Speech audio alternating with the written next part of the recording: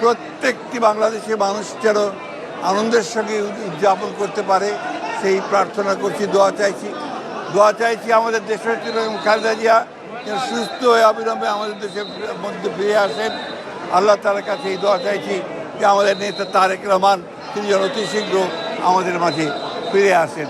এবং আমরা বিগত 15 বছর ধরে যে গণতন্ত্রের জন্য সংগ্রাম করেছি, গণতন্ত্র পুনরুদ্ধারের জন্য সংগ্রাম করেছি, মানুষের ভোটের অধিকারের জন্য সংগ্রাম করেছি, মানুষের ভাতের অধিকারের জন্য সংগ্রাম করেছি, মানবাধিকারের জন্য সংগ্রাম করেছি, সেই সংগ্রাম যেন প্রতিষ্ঠিত হতে পারে সেই জন্য আমরা পরম আল্লাহ তাআলার কাছে দোয়া করেছি।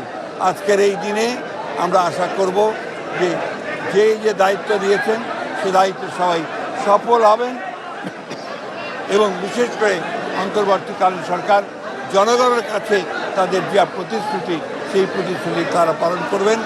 আমরা আমাদের দলের পক্ষ থেকেও আমরা অবশ্যই সেই প্রতিশ্রুতি পালন করব বলে আমরা শপথ নিয়েছি।